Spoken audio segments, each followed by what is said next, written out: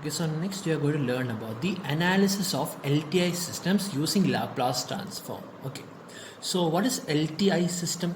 LTI system is linear time invariant system. Okay, that is a system that has the property of linearity and also it is time invariant. Such a system is called as LTI system. Okay, so one of the benefit of LTI system, one of the characteristics of LTI system is that we can take, for example, let me just draw an LTI system. Let this be a circuit, any simple circuit. Okay, so let this be an LTI system. Okay, that is, it has the property of both linearity and time invariancy in this system. Okay, so in this system we know that for example, let we take x of t as my input. Let x of t be the input of the signal. Okay, and let y of t be the output of the signal. Okay, the output of the signal.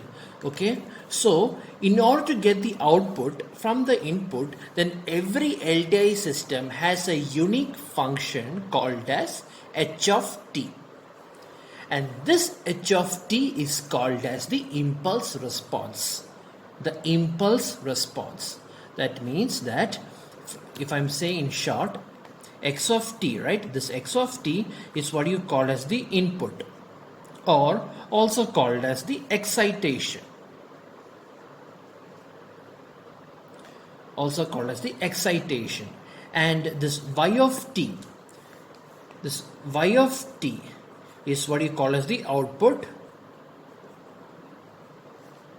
or it is also called as the response of the system. The response of the system.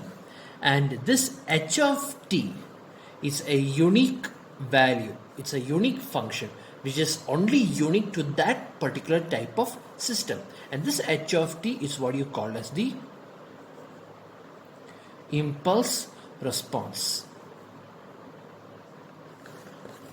So the thing is that for any system, if you know the x of t and if you know h of t, then you can simply find the equation for y of t. That is, y of t is nothing but the x of t convolution with h of t. This is how you define the equation for that particular system. That is, if you can find the output of any LTI system as long as if you know the input and if you know the impulse response which is unique for that particular LTI system. So this is how we define the LTI system, by this equation, right? You have already learned this equation. This equation is defined by the fact that this is nothing but 0 is equal to integral minus infinity to plus infinity x of tau into h of t minus tau d tau. So previously you have already learned about problems finding the convolution, that is using the time domain method, right? X of tau into h of t minus tau, right? So this is how we find the output of the signal or the response of the signal, by using this equation. Okay, but one of the benefit of Laplace transform, right? One of the benefit of Laplace transform is that in order to find the output, you don't need to apply this very difficult equation. You don't have to apply this equation. This equation becomes even more simpler if you are using Laplace transform. That is one of the benefit. You know the convolution property. Like for example, when I say let this x of t, right? So let the Laplace transform of x of t be x of s. Okay, let the Laplace transform of the input signal be x of s. So this is the input function, x of s is the input function. Okay, and let the Laplace transform of y of t, this Laplace transform of y of t is equal to y of s. Okay, so this is the Laplace transform of the input signal and this is the Laplace transform of the output signal. Okay, and let the Laplace transform of h of t be defined as h of s, with the Laplace transform h of t is equal to h of s. Okay, so when we say according to the convolution property of Laplace transform, according to the convolution property of Laplace transform, y of t is equal to x of t convolution h of t, right? So if I apply Laplace transform to this equation, then all I need to write is, this becomes y of s is equal to x of s into h of s. You see, if you are using Laplace transform, then you need not apply the convolution to find the convolution of that operation. All you need to do is find the Laplace of x of t, find the Laplace of h of t, and then multiply these two functions. That's all. Multiply these two functions. This is how we find the Laplace. This is the main advantage of Laplace transform. That is, in all the previous modules, every chapter that you have learned before this, using this convolution equation, was a very difficult equation. You have to write a lot of steps. You have to find the value of the tau value, the range of tau and the range of t in order to satisfy this equation, and then finally you have to find the value of y of t. This is how you did this equation. That's why the convolution problem is a very difficult problem, right? But when you are applying Laplace transform, then this equation becomes more simpler. Yes, you don't have to apply any integral or any convolution method. All you need to do is simply find the Laplace transform of the two signals, and then finally you just simply multiply the signal in order to find your output. And then to find the input, find the inverse of this. In order to find y of t, find the inverse of this.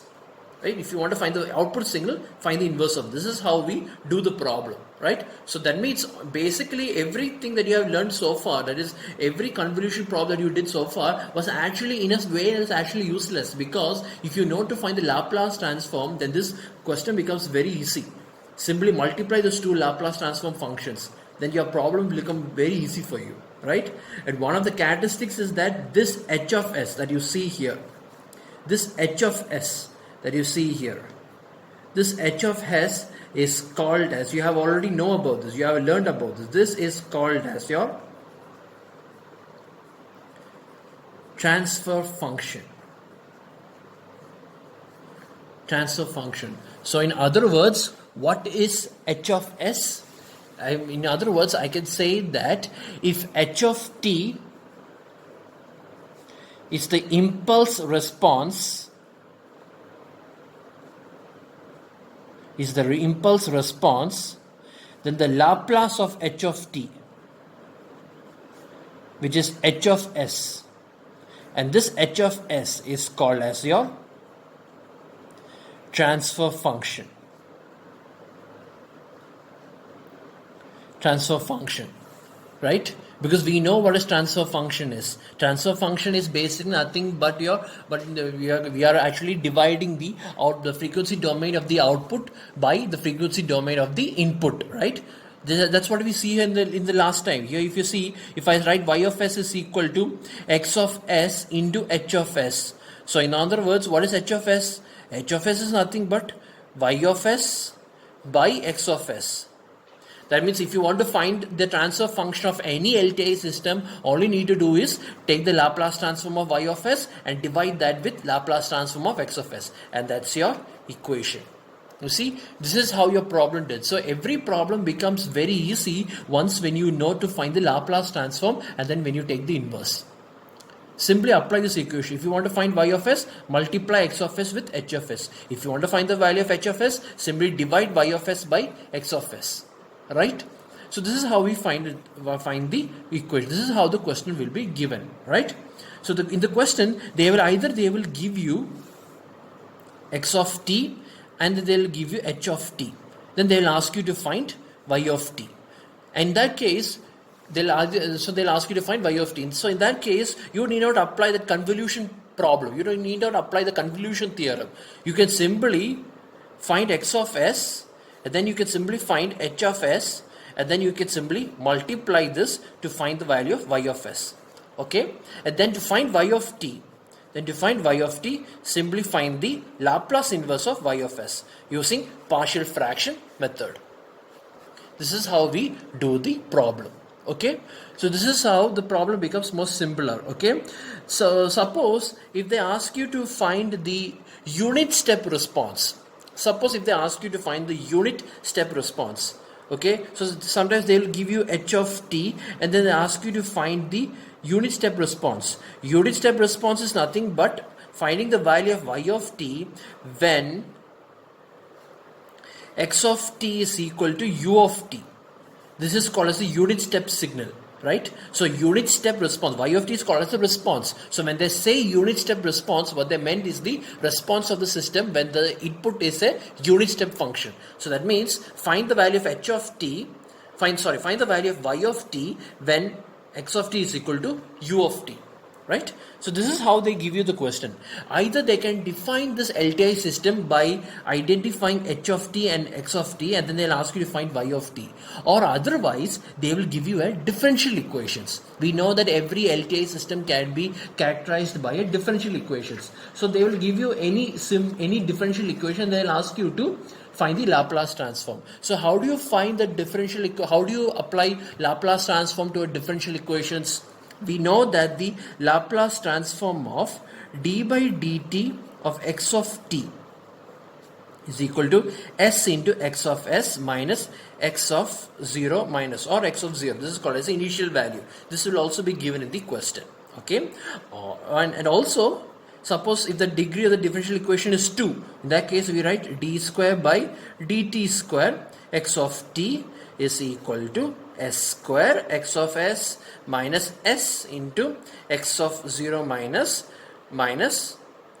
x dash of 0 minus. See, so by applying these two equations also, by applying these two equations to the differential equation, we can finally convert our answer and make it into a frequency domain answer, and from there we can find the solution. See, so basically you can also find the solution also. Last time we learned about finding the solution of differential equation by finding the particular solution, then finding the homogeneous solution. All these methods are very difficult. So in that such a case, you don't need to apply those methods. You can simply apply the Laplace transform. Okay, that is one of the main advantage of Laplace transform. Okay.